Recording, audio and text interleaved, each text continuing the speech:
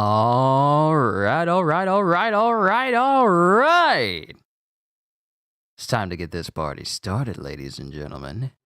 Sorry if I kept you waiting for far too long, but church obligations had to make sure my family got home safely with me driving, and taking care of Kenzo as well. But now that all of that is sorted, it's time to get to today's chapter. So, yo, peoples, Kyushu92 here, and welcome back to yet another One Piece reaction and review. I'm still working on the review section of it, so I'm going to work on it as best I can so it can, be more representative of what's actually being, reacted to here today. Ladies and gentlemen, we are here at chapter 1046. After seeing Luffy punch straight through the head of Kaido, I am ready to read the chapter today. And it says that next chapter is coming in 14 days, which means that after chapter 1046, we're going on break. So, let's go ahead and do this. Chapter 1046, Raizo. And then we have Germa Double Six's An Emotionless Excursion, Volume 9. Two intruders in Pudding's home, Chocolate Town. And it's unknown individuals who are just walking in on everyone, and everyone else is screaming and running away from these individuals. And we don't see who these people are. But one person looks like they have high heels on, and another person appears to be like a dude, but you can never tell which silhouette. So hopefully, in the next one, we get to find out who these individuals are.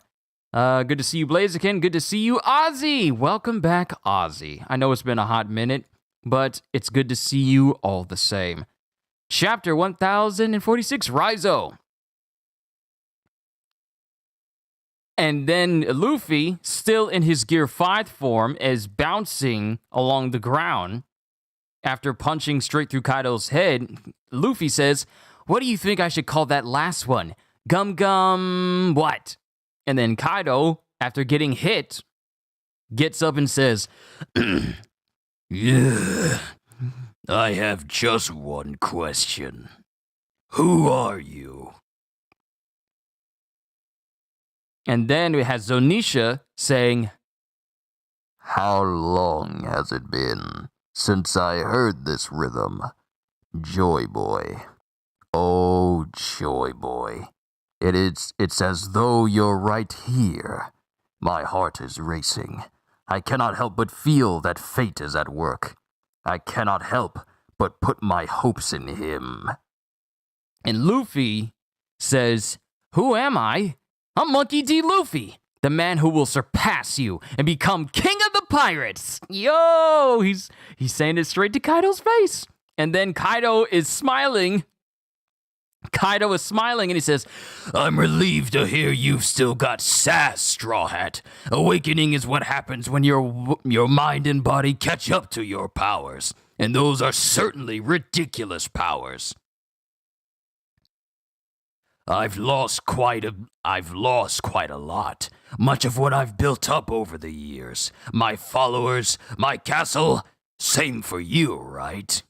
And Luffy says, "But there's still something I gotta take back from you." And before Luffy can say anything else, Kaido just hits him constantly with a barrage of Kundali Dragon Swarm. And he hits Luffy multiple times, but given the unique nature of Luffy's body, you remember how Luffy got hit in the face and it shaped his head like Kaido's club Hasaikai. Well, Kaido is hitting Luffy all over the place, and numerous parts of his body is taking that shape. Now, mind you, Luffy's getting hit, and he's doing like the cartoon is like, he's doing that because he's saying that. He's getting hit, and he's speaking gibberish, getting hit like that, like a cartoon character, and Kaido is hitting him with Kundali Dragon Swarm, but his body is shaping itself on the impact, which means it's not actually harming Luffy, it's just hitting him in spots. Like, you know how in Tom and Jerry, when Tom would get hit in the head with something, and then that something, like, say it's a steel girder or a steel pipe, it would be in the shape of his head. Well, that's Luffy's body as it's getting hit by Kaido. And then Luffy continues to punch into Kaido, and he punches Kaido, and it shows like his punches stretching into Kaido, like the impact of his punches is stretching through Kaido's body, like stretching his leg out, stretching his back, like its punches are going through his body, but it's coming out like impact rounds. You know how Luffy in the past got shot with a bullet and it would show his body stretching with the bullet still in him and then recoil back? That is what Kaido's body looks like right now. And then it shows that Luffy is coughing right here in this moment, and Kaido says, "The battle is burning everything below, from the performance floor to the castle. There are thousands of your men trapped down there too. They will all burn to death." And then Luffy says, "Nah, I just left everyone else in charge down there. All I have to do is beat you." And then he goes full Sonic. His legs rev up like classic 90s Sonic, and he starts running towards Kaido. And then Kaido says, "Demolition Gust!" And he sends those invisible slashes like the ones that took off Kiku's arm. He's able to use that same attack, and he tries to aim at Luffy. And Luffy is the mask because he, just like Jim Carrey, he pulls his entire body up by the legs in order to avoid this attack. Luffy is a cartoon character. He pulls his entire body up to avoid this attack, and it just goes straight through the giant gap in his legs. Now we cut to the performance floor under the dome. "Put out the fire! It's beyond just a castle! All the towers are burning too!" All of Onigashima is in flames. Everything that Kaido has built for all these years is just going up in smoke. And then it cuts to Chopper with Nami. "Are you alright, Nami? What do we do? The fires are only getting bigger!" And then Nami says, "Chopper!" And Zoro and Sanji and Frank, and I think this is still Chopper saying this. "And Zoro and Sanji and Frankie and Usopp and Brook and Robin and Jinbei are all missing. Are they stuck in the fire?" And then Nami says, "Oh no, really? But we can't even search for them because all of Onigashima is burning at this point. We're in danger right here. Unless this island lands on the ground again, there's no escape." And then Nami says, "Zeus, can you make it rain?" And then Zeus says, "That fire'll give me burns." So Zeus can't really turn into a rain cloud because he's at risk of setting himself on fire as well, apparently. Castle basement. "It's too late. The flames are on all sides. There's no escape." And then we have Briscola, the gorilla-handed dude saying, "Darn it all." Now we're cutting to the first floor. And we got Beppo with him saying, "I can't take the heat." And then I think this is Shachi right here. No, this is Penguin. Penguin saying, "You're such a handful, Beppo. Man, it's hot though." And everyone's wheezing because it's very, very hot. Maybe we are done for. I can't imagine getting out alive. Then we cut to the basement where apparently Brook is. Brook and Robin are. It's about time we found out where they are. In the basement. "Oh, you poor guy. We're so sorry. We have no words." Excuse me?" Oh, no, they're saying that to Brook. They're like, "Whoa, you poor guy. We're so sorry. We have no words." "What? "Excuse me? I may be a corpse, but I'm not charred. If only there was a way for all of us to escape." And Robin says, "But there might not be." Then it shows some rocks falling as we cut to the pleasure hall in the left brain tower, which is where Sanji is, with him saying, "There's no getting out of this way. The entire garden's gone." Then we're in the basement as we cut to Scratchman. We cut to Apu. And we cut to Ibiki, who's one of the numbers that traveled with Apu when he abandoned Drake to CP0. Ibi is saying, "Ibi." And then Apu says, "Don't complain about how hot it is. Break down the wall or we're gonna die. You want to work an arm or do you want to live?" "Ibi? What is that size good for if you don't use it, moron?" And then Ibi glares at Apu because he called him a moron. He says, "Ibi." And then Apu says, oh yeah? You want to fight? There's so much going on in this chapter. Then we cut to the basement again with Usopp. Special attack, Green Star Sparkler! And even though he tries to use one of his pop greens to put out the flames ends up putting out the pop green. Ah! And who's that with him? That is Hamlet, the giraffe guy. I remember him now. And he says, it's literally a drop in a bucket and we need a whole lot more than a bucket. Shut up, I gotta do something. I made a promise to Izo. I want to save Kid and Kiku, and while we're at it, I want to save myself. And then Hamlet says, were you gonna include my name in that list too, boss? And now we're cutting to the Right Brain Tower with Frankie and Zoro. How's there this much fire in the castle? Where am I supposed to go? I gotta get this guy to Chopper. Zoro's life is in danger. Help us, bro. We're all gonna burn before that happens. You keep whining like that and I'll show you a burn. Because there's a lot of people traveling. Everyone's just trying to escape Onigashima right now. Because it's going up in flames. Never mind the fight that's going on with Luffy and Kaido at the top. Onigashima is in flames right now. Ain't it ironic? Ain't it ironic that it was the Beast Pirates who set fire to the Kozuki Castle and tried to end the Kozuki line? And the last we saw of Kozuki Castle was it up in flames. Now the very stronghold of the Beast Pirates themselves is now suffering the same fate. 20 years comes full circle, don't it? And now we're here with Jinbei on the 4th floor. And someone is saying, oh, is this Raizo? Because Jinbei ran into Raizo. And Raizo says, I am prepared, Sir Jinbei. And then Jinbei says, I appreciate your faith in me. Luffy chose you samurai for our alliance. Why would I doubt you? Oh no, this is Raizo saying, I am prepared, Sir Jinbei. I appreciate your faith in me. And here's the thing, I know the One Piece dub is in Zo, but I have not heard the English dub voice of Raizo. So depending on how it sounds in the dub, I will change my voice for Raizo accordingly. But I haven't seen those episodes quite yet. I've been busy, I'm sorry. But Jinbei says, Luffy chose you samurai for our alliance. Why would I doubt you? Now come! Very well! If anything, I am the one putting my trust in you. I have been prepared for this ever since that fateful day. And it cuts to the flashback of when the Akazaya made their way to Kozuki Castle with Lady Toki there. Lady Toki! Lord Momonosuke! Lady Hiyori! I failed to protect Lord Odin that day. I left his family exposed to the flames of the burning castle, and despite my ninjutsu, I failed to protect a single one of them. I utterly shamed myself. But I swore never to let that happen again. And then it cuts back to when Raizo first went to Zo. It's Zo! In Orashi, what is this rain? Zunisha is bathing. What a deluge! May I take some of it?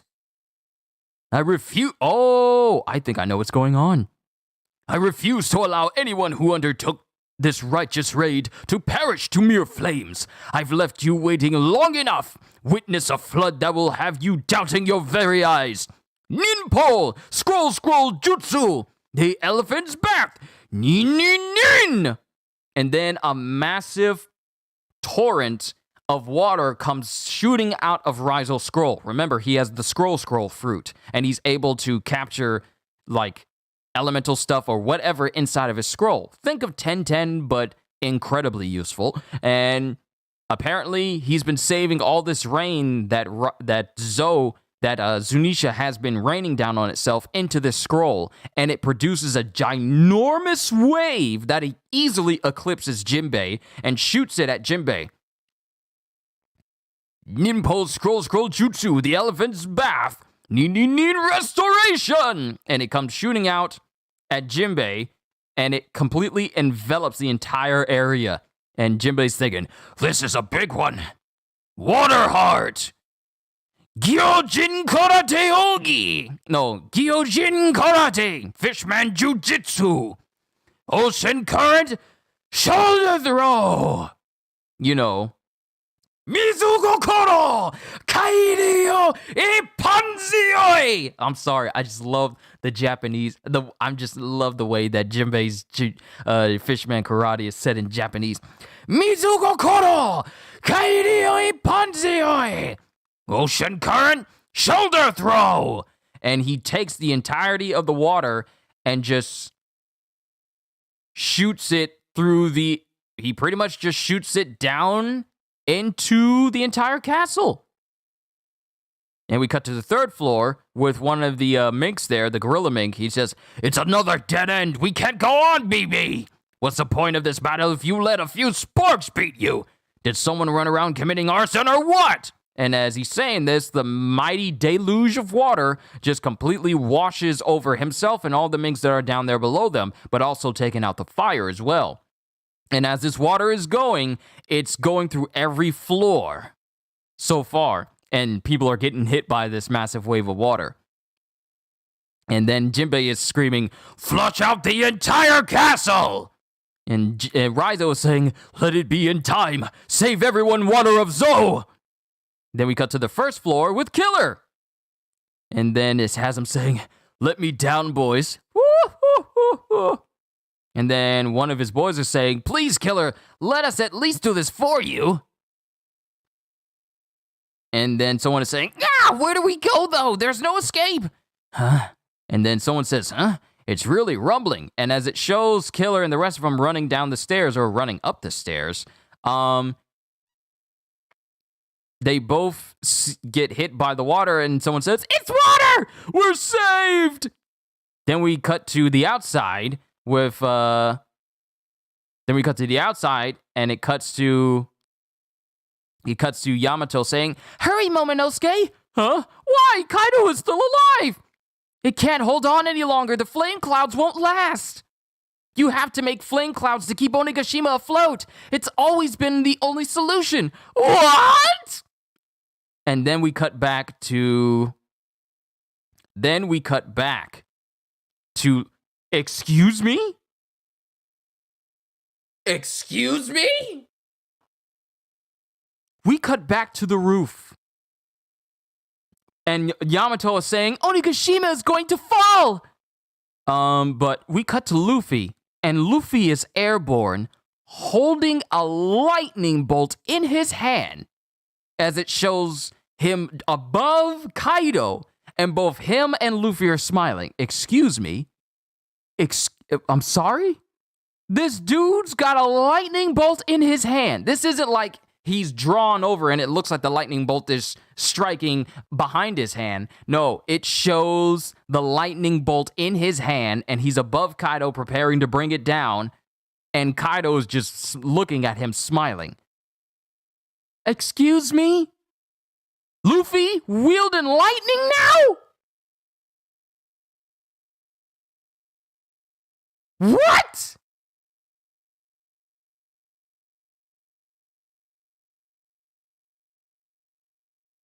Oh my God. Whoa! Whoa! Hold up! Hold up! Ozzy! Ozzy! Oh! I'm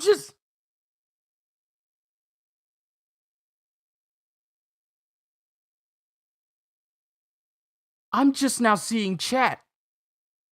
Ozzy!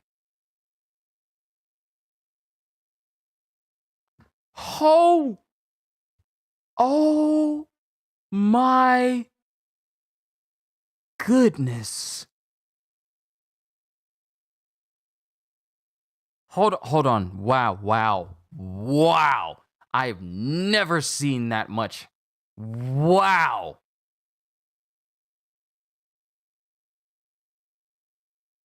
Hold on, let me read what you said. My channel was suspended for a year because someone hacked into my account. So here's for the moments missed for the past year. I dropped your name out on Roger Base's channel. Maybe some of his followers will follow you. Congrats on the 3K subs. Ozzy.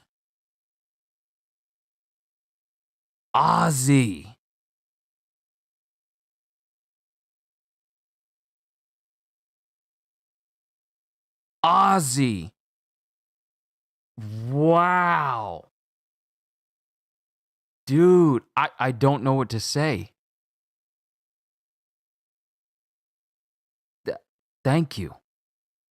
Thank you. I'm just... Wow. Wow. I'm kind of speechless right now. I'm kind of... Wow. Ozzy, thank you. Hopefully you haven't missed too much over the past few years of over the past year of what I've done, but I really hope that I continue to be an entertainer that's worthy of such a gesture. Wow. I never thought that I would see that much just appear in chat like that. Wow. On the 10th of April at 1 something. It's not 120, but wow, I'm going to remember this. I am going to remember this for a while. Wow. Okay. Let me get back to what the rest of you guys have said. Good man, Ozzy. Wow, Ozzy. Greetings, Neil Johnson. Miss you guys. It's great to be back. It's great to have you back, Ozzy. And I'm not just saying that because you just dropped $50 on me. It's always good to see people who enjoy what I do come back. It's always good to see you. You will always be welcome back here. Always. Not just you, Ozzy, but anyone else who hasn't watched me in a while and they just decide to come back. You will always be welcome here. That's what this environment is for. And Blaziken says, the voices are why I joined the channel. It's great entertainment. Well, Neil, I just want to say that I hope I continue to be that entertainer for you. And Blaziken says, honestly, the Raizo voice sounds perfect to me. Mizukage called and asked for his Suiton Jutsu back. Jinbei has been putting in the work this arc. Yes, Jinbei has been showing why he's the best person to fight, and why he's one of the best characters overall. From his introduction when he flat out took out one of the Beast Pirate ships and their cannons, to him introducing himself back into the fold and officially becoming a Straw Hat, to basically him going up against who's who. And now these moments where he's helping Raizo put out the fires inside of all of Onigashima right now. See, we would like to think that Marco's the only MVP in this arc, but Jinbei's been doing some serious work as well. Well, let me go back and see the rest of it. The 6th Emperor saves the day. The 7th Mizukage has entered the chat. I hope the water saves everyone but Orochi. See, Ozzy, that's the thing that I was thinking as well. I'm hoping that it washes out all the flames that is everywhere except for the treasure repository. I hope that Orochi just burns to death and Hiyori watches. I love the water comes from Zo, building the solution off of the tools we know are in play. Oda at his best. Because here's the thing. Zunisha taking up some seawater and then bathing itself, we would just think, oh, this is just something that Zunisha does. But who knew that the very thing that Zunisha does would be the salvation that saves so many people on Onigashima, and Raizo had the idea to save, I don't know how many countless amounts of water just in case, like, I vowed that I failed to save anyone at Kozuki Castle when it was on fire. I failed to save Lady Hiyori and Momonosuke and Lady Toki. I will not allow that to happen again. And so he saves this water on the chance that he's going to need it in the future, which makes me wonder just how much can you store with the scroll fruit? How much can you store with the scroll fruit? That's what I'm wondering. And then we come back down here. The water puts Orochi's flames out. Then he drowns. Ooh, that'd be nice because he's buried, so he can't get out. So if he's just above, I want to say he has a very big head, so it's gonna need above waist height just to be sure that he doesn't survive. But if it puts out the flames, then at the very least let him drown. I know it sounds very wrong for me to say I hope this person drowns, but Orochi deserves every foul thing that is coming to him. What else can I say? Well, here it comes. That's right. Zeus Luffy is in the house. Neil Johnson, even better. Move over, Raiden. Luffy's the new Thunder God. Looney, Lightning, Luffy, Triple L. You deserve it, my good man. You deserve it, Kyushu and Ozzy. You're goated for that. You really are Ozzy. After all this time showing back up, and it's like, you do that, and it's like, you're a legend for that, man. Luffy holding a lightning is something I really by far didn't expect it. I don't think we were going to have many moments like this, but at the end, Oda is showing that Luffy really can do whatever he wants. Exactly. It's like, okay, so the thing we know about his awakening is that it allows him to shape his body in whatever way he chooses. Since he has a rubbery body and he's able to do whatever he wants to himself, he can make it so that it's like he has access to the fourth wall with this form, to the point where he can now grab lightning and use it. The dude is jumping above Kaido with a lightning bolt in his hand, and he's preparing to fight Kaido with it. It used to be where lightning wouldn't even conduct on Luffy because he has a rubbery body.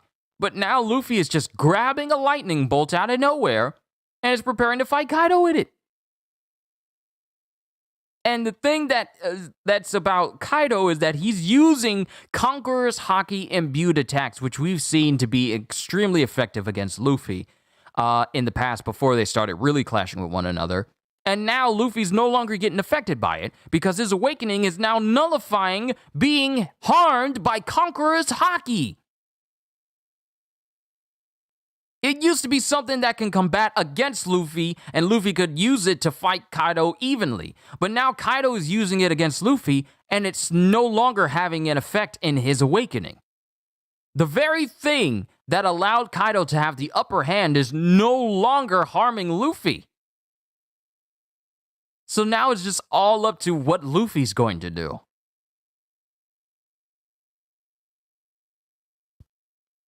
It's just, wow. Or the water take out the fire, but also undo Tama's work with the Beast Pirates. I don't think we need to worry about the water doing anything to the Beast Pirates that Tama has under her control, because that's the effects of her own devil fruit. Now, being in the water doesn't nullify any effects that I don't think that being underwater would affect Tama's possession of control over the Beast Pirates who are affected by her Kibidongos. I don't think if they were to get engulfed in water, it would just kind of hamper them a little bit since, they're partially devil fruit users. Clearly, Raizo can maintain the thing that he holds in his scrolls for years, it seems. Yes, because he's held that water in his scroll for who knows how long. Way back when he first came to Zou and he noticed the rain of Zunesha, who knows how much rain he has accumulated in there, because it doesn't show the water stopping when it was being blasted out of his scroll jutsu. It just shows the torrent of water getting shot at Jinbei and Jinbei shoulder throwing it over himself. Imagine if Luffy uses the lightning bolt as a sword and has a Conqueror's Haki clash with Kaido similar to the panel with Whitebeard and Roger back in 966. Ooh. Because here's the thing. Luffy and Kaido were clashing with one another, and they were clashing with one another with Conqueror's Haki, and they weren't able to actually touch one another, right? I believe in one of the past chapters, they tried to headbutt one another, but they weren't actually touching. So it makes me wonder, if Luffy is able to grab this lightning out of the air, can he also imbue it with Conquerors as well? It just opens up so many new venues, because Luffy is able to grab lightning out of the air and is going to be using it as a weapon now. What can't Luffy do? There's just so many things to consider. And this is a chapter where we're going on break. The last thing that it would be Oda who leaves us on a chapter, leaves us at the end of a chapter where it shows Luffy jumping above Kaido in the midst of a lightning storm, and he has a lightning bolt in his hands bearing down on Kaido, and both he and Kaido are smiling at each other because they're seriously enjoying this fight. I would dare say that this has got to be the most strenuous fight that Kaido has been in years. Possibly, I would dare say the last time he was in a big major battle, was possibly during the God Valley incident when he was fighting against Roger and Garp. I would dare say that. And then there was, of course, him fighting against Odin. And that's when he got the only scar on himself. But this is Kaido's biggest fight that he's had in 20 years. And I dare say he's very, very much enjoying himself. And to think the Gorosei still believe that Kaido killed Luffy, little do they know that their worst nightmare has come true. Exactly, Ozzy. That's the thing. I was talking about this earlier in my previous reaction, where the Gorosei thought to themselves that it would be a far better scenario to have Kaido mad at them and to interfere with his fight than to allow the Hito no Mi to become awakened. But now, because they fear this fruit, they absolutely fear this fruit. The fact that they couldn't get their hands on this fruit for 800 straight years, they fear this fruit's power. And the fact that they themselves could not wield this fruit, and it was almost as if it was avoiding and evading their grasp for 8 centuries. They fear this fruit being used against them, and it's now in the hands of a person who desires to be exactly what Roger was. Not just the king of the pirates who's like famous and infamous and whatever, but the king of the pirates is a person who's the most free. And I can't think of a person who is more deserving and also more qualified to have the powers and uniqueness of the Hito no Mi model Nika than Luffy. I can't think of anyone more free than Luffy. And in the hands of Luffy, this fruit is going to reach its absolute maximum potential because this dude is the epitome of freedom. The fruit's power itself is the epitome of freedom. And to the Gorosei, someone having free reign to do whatever they want in a world that they control is absolutely the worst thing that they can ever have against them. And not only that, but having that power in their hands to use their freedom however they choose, literally one of the most dangerous people on the planet for the entire world government. Not just the Gorosei, but to Im-sama, the world government, the Marines, and everyone affiliated with them. A person with the maximum amount of freedom at their disposal and the freedom to literally do anything that they want is enemy number 1 to the world government. And aside from Dragon, this makes Luffy the second most dangerous individual throughout the entire world.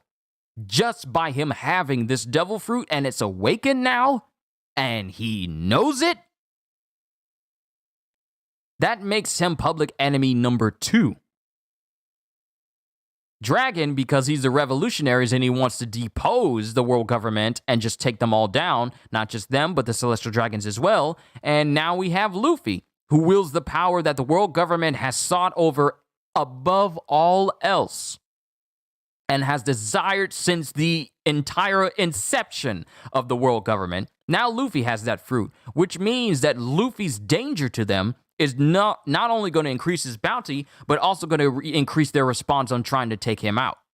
Because now that he has that fruit, there's no telling what they're going to do to try and get it from him, if they're able to.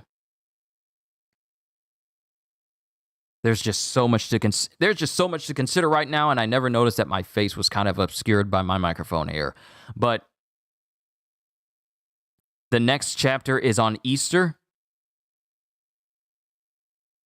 All right, it is Easter.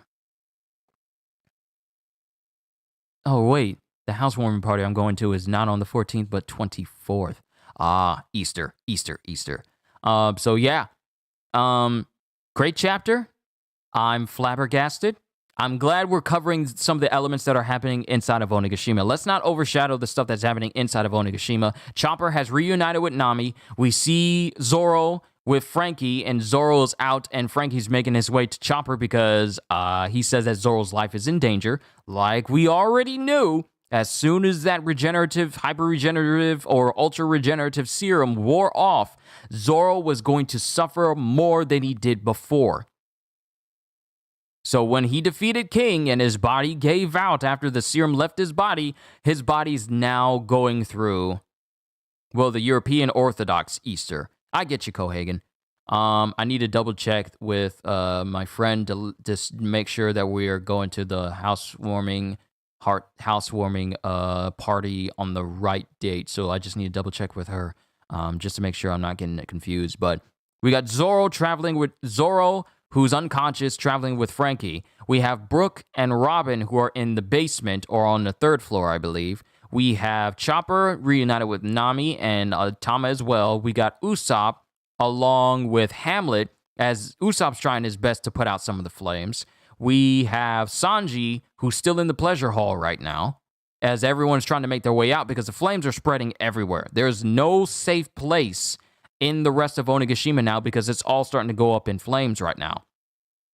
Then we have Momonosuke on the outside with Yamato telling him, hey, you need to create flame clouds right now, otherwise Onigashima is going to fall. And since Onigashima is inland, they have no ocean to fall into, which means that once Onigashima falls to the ground, there's going to be destruction. They're no longer on the flower capital or near the flower capital where it could have some collateral damage. Momonosuke has fully stopped it and pulled it a short distance away from the flower capital now. But now we got to deal with Momonosuke creating flame clouds to actually keep Onigashima up.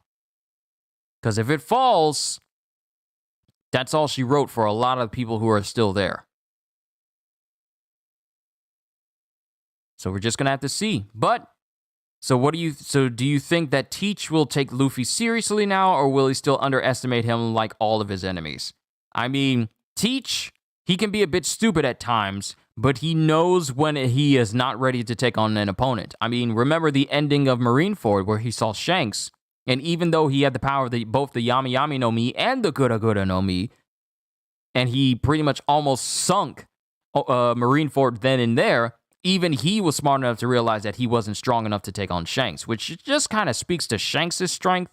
Even when Blackbeard had two devil fruits, two of the most powerful devil fruits out there, one that reduces everything to nothingness and one that can destroy the world, basically, he still chose not to take on Shanks because he himself saw that I'm not ready to take him on yet. Even though I got these highly destructive devil fruits, I'm not ready. So I believe that Blackbeard is not going to preemptively try to take on Luffy right now because he does not.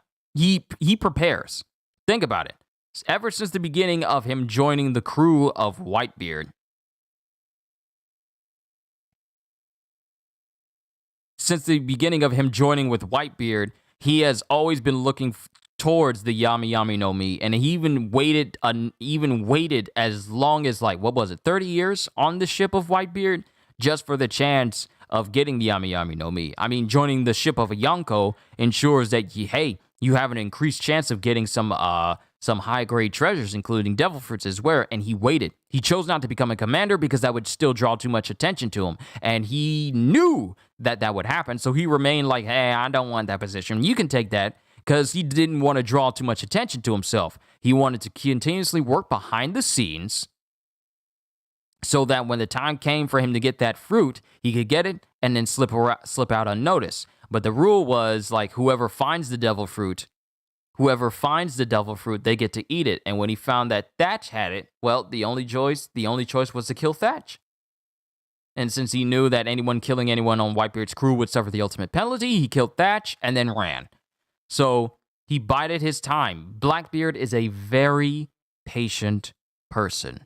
Now, there are times when he underestimates people, but he learns from that, and he prepares accordingly for next time. Teach underestimates everyone because he is what Whitebeard Prime was, and he will be even stronger. Third fruit theory. We'll just have to see. Who knows? I mean, if Teach is able to have two devil fruits in him, there's nothing to say that he can't have more.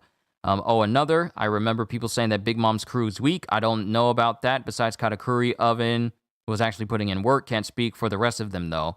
Okay, so Smoothie, she's strong. Katakuri, he's strong. Oven is strong. Don't know enough about Snack or the rest of the kids. We don't know enough about anyone who is underneath the Sweet Commanders.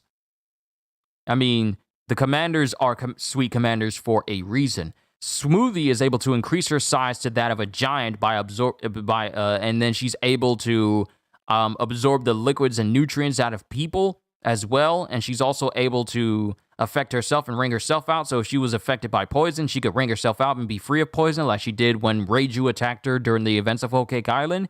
But Big Mom's crew is not weak, though. Now, when it comes to the crews of the Yonkos, we really only point out the very significant members. When it comes to Kaido, we pretty much only acknowledge Jack, King, and Queen because they're the strongest. When it comes to Big Mom's crew, we acknowledge Katakuri, Smoothie, and Cracker, and Oven as well. Even though Oven isn't one of the sweet commanders, we acknowledge him as well because they are shown to be extremely strong. When it comes to Whitebeard's crew, we acknowledge Vista, we acknowledge Jozu, we acknowledge Marco, and who else is there?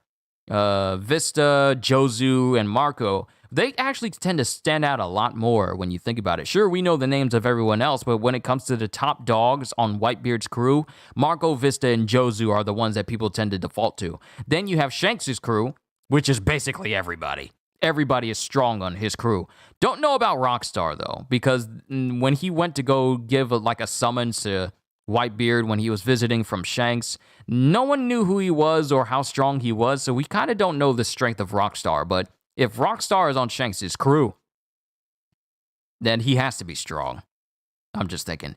I'll even give Pedros some credit. He actually kicked Pedro's butt before Pedro blew himself up. Yeah, Pedro has some strength and is mainly due to his devil fruit. We don't know about his own actual strength because most of the things that he does is devil fruit related, which I would dare say he might be a bit too reliant on it because everything we've seen Pedros do has been related to his candy devil fruit, but we've never seen him just resort to his own physical strength. So I dare say he relies heavily on his devil fruit abilities, whereas Katakuri has trained himself in both, but he's trained himself to be strong physically as well. That's the reason why he's the top dog when it comes to strength, when it comes to Big Mom's crew. When you think of the person who's underneath Big Mom in terms of strength, Katakuri. And when it came to them deciding, what happens if Mama loses or if we lose Mama, well, then we vote for Katakuri to be the one because he's the strongest. And Pedro's all like, I'm the oldest, so I get seniority. But it's really strength that governs the hierarchy of Big Mom's crew. But I'm going off kilter here. 42 minutes. I kind of need to get to My Hero Academia because my sisters want to go out and eat, so I don't want to take far too long. Rockstar isn't a commander, but he's said to be strong. Exactly. He's said to be strong, and you have to be strong to be on Shanks' crew. I highly doubt that Shanks would just have any run-of-the-mill pirates just chilling with him, and they are not able to defend themselves. Yo, D-Struck, just came? Well, it's good to see you here as always. In fact, Luffy is entering the world where you can declare a war alone. Yeah, he kind of is. Luffy's getting to the point where he could just declare war on the world if he wanted to. Because not only does he have the Straw Hat crew, but basically all the pirate crews that joined in his Straw Hat fleet, basically. So he kind of has that backing him, if you think about it. But back to the chapter, and I'm going ahead and close with this. This was another good chapter. I'm glad we got to cover the Onigashima side of things, but also we got more things happening with Luffy. Like, bruh, how do you end a chapter with Luffy jumping into the air, holding a lightning bolt, and preparing to hit Kaido with it? And now we gotta wait a week before we find out what happens next. All I know is Oda knows exactly what he's doing, and I can't wait to see what the next chapter holds for us as far as One Piece is concerned.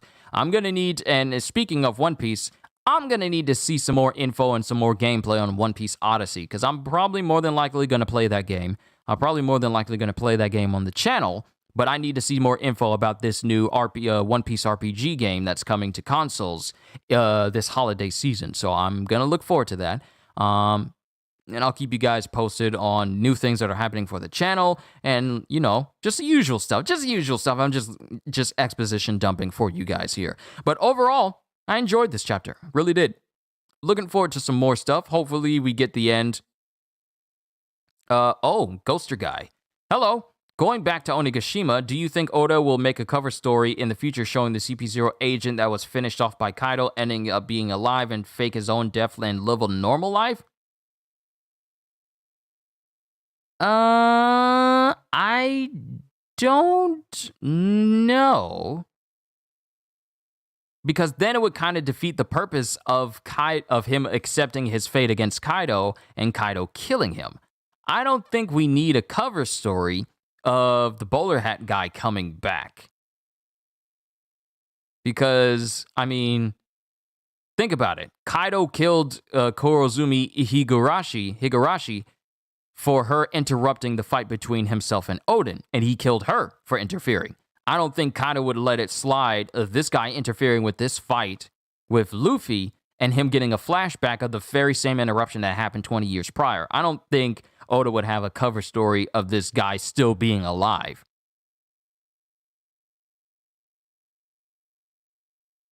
I don't think so. In fact, I don't think we even need that. Same, need some info. There's break next week. Don't worry, Destruct. I addressed that. And the same week we get 1047, we get the new One Piece episode. Oh, are they coming back? The One Piece episodes are coming back. We have a confirmation. It's been fun seeing 2 weeks. Ozzy, once again, as I bring this to a close, I appreciate the super chat. I have never seen that much on a live stream for me before, that I've done before, and I just want to say from the very bottom of my heart, thank you, and know that that is going to go towards, improving the channel and adding content to the channel as well, so know that it is not going to be wasted, and I greatly appreciate it. I mean, Kaido thought he killed Orochi, yes, but here the bowler hat guy needs to stay dead. Because here's the thing, Kaido didn't think he killed Higurashi, he ensured that he killed Higurashi. So I would imagine he ensured that he killed this bowler hat guy for interfering with this fight. That's entirely two different things. He killed Orochi back then to set an example that, hey, Orochi isn't in charge, I am. You are only a means to an end. But here, this guy interrupted a fight that Kaido was enjoying, and it reminded him of how his fight got interrupted with a person who managed to actually forced Kaido to actually fight with his absolute best and even gave him a scar on his side. I am 100% sure Kaido killed bowler hat guy. The same way he took out Higurashi for interrupting, he took out bowler hat guy for interrupting him as well. It only makes sense that way. Because for him to still be alive, it's like Kaido doesn't leave people alive unless they're strong and he wants them in his crew. Highly doubt that he wants CP0 in his crew, so there's only one other option. Kill him! That's it. Kaido's observation haki kind of sucks. He didn't see that he didn't kill Orochi. Now, here's the thing.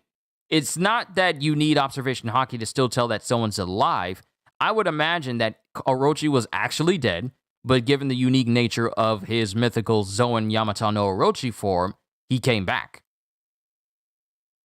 Not only that, but remember, even with his observation haki, the time frame in which the Akazaya 9 came in to save Momonosuke and exact their revenge against Kaido was a short amount of time. Even though it was like several chapters in between, everything happened in a same frame of voice.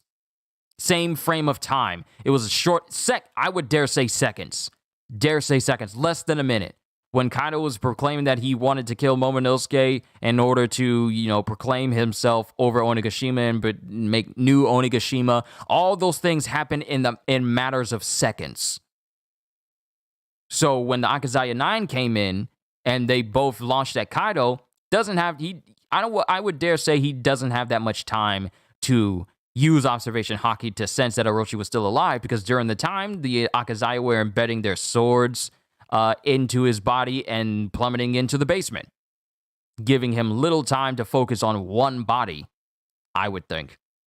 Is it Orochi on his last life? I would dare say he is, because Akazaya cut off his other heads as well when he confronted them after all this time. And they were all like, we don't have time for you. And they cut off his head, and they just kept rolling. And we haven't seen Orochi assume his Yamato no Orochi form since then. And now he's buried under some heavy pieces of rubble while also burning to death as well as he already watches on. So, should this be Orochi's end? Yeah, let it stay that way. But for the bowler hat guy, yeah, he needs to stay dead as well. He doesn't need a cover story because, frankly, we're already going through the color story of Germa double sixes right now, and I feel like that's going to keep going even past the aftermath of this fight that's going on with Luffy and Kaido and the whole thing that's going on with Wano. So I dare say it's going to be, oh my fam, another emotionless excursion.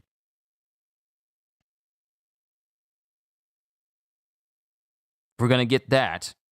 And then it's going to be a hot minute before we get any more color pages, but I highly doubt we're going to get any ones concerning CP0. Who knows? We could get one, because we don't know who the silhouetted individuals are at Whole Cake Island right now. We don't know who those are. But we're just going to have to wait and see. But that's all I got for you, ladies and gentlemen, for 50 minutes, which is, ain't it coincidental that for 50 minutes, which is the same that Ozzy sent my way. And once again, I thank you. That's where I end the stream on. Like I said, I had to postpone my voiceover stream for today and push it towards Monday because I'm spending time with my sisters. So I'm going to be doing a voiceover stream at around, I want to say maybe about 12 o'clock, 12 o'clock in the afternoon tomorrow. And I'll be doing a voiceover stream then. No streams and nothing else today. I'll probably upload some more of my Lego Star Wars Skywalker Saga videos today once I get the chance. But that's when all is said and done. And before I leave to go eat dinner. But other than that, I'm just going to be spending time with family. So tomorrow, voiceover stream. Tuesday, the beginning after the end. Wednesday, maybe we'll do Ghostwire Tokyo. But I'll keep you guys informed. But that's all I got for today, ladies and gentlemen. I need to go ahead and get My Hero Academia taken care of. And then going to eat. So I just want to say thank you, everyone. For those who have been new to my channel for like a couple of days maybe, or maybe you're here for the very first time, to people who have been here for months and years, weeks, months and years, I just want to say I really hope that you guys are enjoying everything that I'm doing here. I do this because I love to do this, not because of monetary obligations, not because I got ads on my videos or because I'm getting paid for all the stuff that I do on this channel. It's because I love to do this and I enjoy every single second. And I'm looking forward, and I'm always speaking this out in the atmosphere, I'm looking forward to the day when I'm able to do this full time, do what I love full time, and I am very proud to say of what I do for a living, which I'm already saying that I do this for a living because I would rather do this. And I just want to say thank you. I appreciate every single one of you. You mean the absolute world to me. You are not numbers, you are not just subscribers, but you are people that I can enjoy what I do with. And I just want to say thank you for taking the time to see what I do. Because you guys don't have to stay. You have no obligation to be here. But the fact that you are here consistently, a lot of you are here consistently, and I'm not calling anyone out. I'm just saying a lot of you are here consistently. I'm just saying it's an honor and a privilege to be your entertainer. So all I can say is, hope you all enjoyed. Can't wait to see you all in my next video. And if you're new to the channel and you enjoyed what you saw here today, then consider subscribing or even consider becoming a member, because I am always looking forward to entertaining you. So have a fantastic day. And once again, as always,